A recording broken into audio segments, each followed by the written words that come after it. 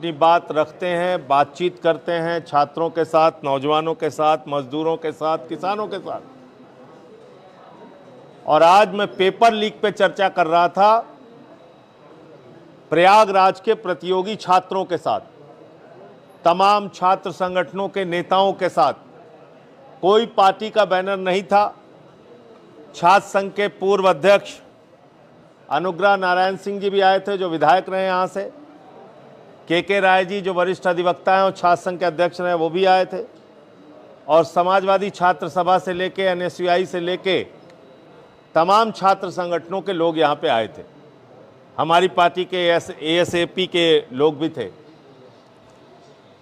हमारे विधायक दिल्ली के अनिल झा जी, जो स्वयं दिल्ली विश्वविद्यालय के अध्यक्ष रहे, वो भी थे। दिलीप पांडे जी, जो हमारे मुख्य सचेतक रहे, वो थे। पवन तिवारी जी हमारे प्रांत अध्यक्ष थे। अब हम चर्चा क्या कर रहे थे, वो 1 मिनट में आपको बता रहा हूं। उत्तर प्रदेश में पेपर लीक कितना बड़ा कांड बन गया है। 2017 में दरोगा भर्ती का पेपर लीक हुआ। 7 लाख लोग एग्जाम में बैठे हुए थे, उनका भविष्य बर्बाद हुआ। 2018 में नलकूप चालक की परीक्षा रद्द हुई, 3 लाख लोगों की जिंदगी बर्बाद हुई। 2018 में ग्राम विकास अधिकारी की परीक्षा रद्द हुई, 9 लाख लोग जिन्होंने परीक्षा दी थी, उनकी जिंदगी बर्बाद हुई। 2018 में यूपी PCL JEE की परीक्षा हुई 226 पदों के लिए, और 26,000 लोगों ने परीक्षा दी, पेपर रद्द हो गया। 2018 में लोअर सबऑर्डिनेट 672 लोगों के पद पर परीक्षा हुई, 11 लाख लोगों ने दिया, परीक्षा कैंसिल हो गई।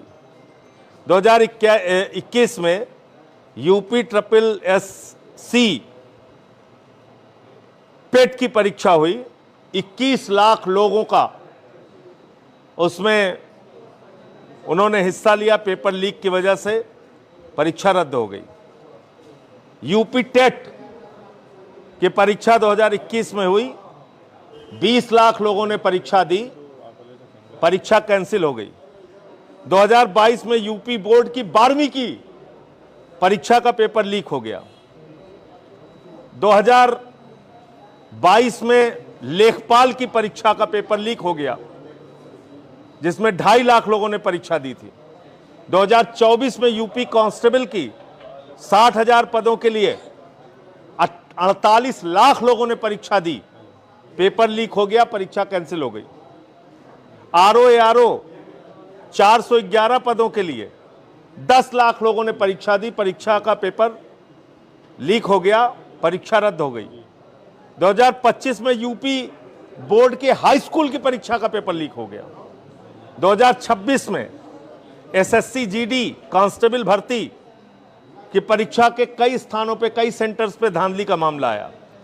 2026 में ही नीट की पेपर की परीक्षा लीक हुई, जिसमें करीब करीब 22 लाख छात्रों का जीवन बर्बाद हुआ। 2026 में CUET परीक्षा, उसका पेपर लीक हुआ, वो स्थगित हुई। 2026 में ही लेखपाल भर्ती में पेपर लीक हुआ, और उसमें 2 घंटे के बाद सेंटर से लोग बाहर निकलते हुए देखे गए।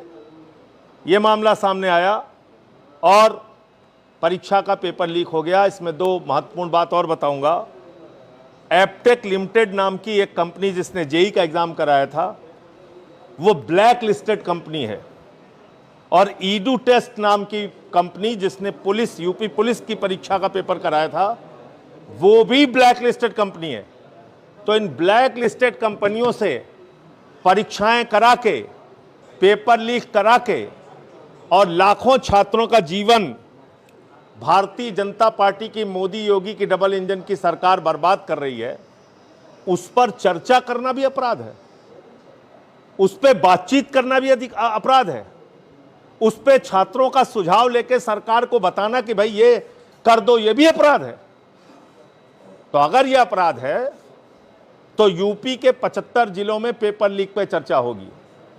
और आज तो यह आंदोलन की शुरुआत हुई है, लेकिन अब इसको और विस्तार दिया जाएगा और लखनऊ में भी छात्रों को एकजुट करके सरकार का घेराव किया जाएगा। या तो छात्रों की मांगे मानो, उनकी मांगों का समाधान करो, या सत्ता से जाओ। प्रयागराज से आंदोलन की शुरुआत हुई है, अभी आंदोलन किस तरह से मोड़ आगे ले जाए? आप देखिए, जो दमन हो रहा है, दमन हमेशा आंदोलन को बढ़ाता है।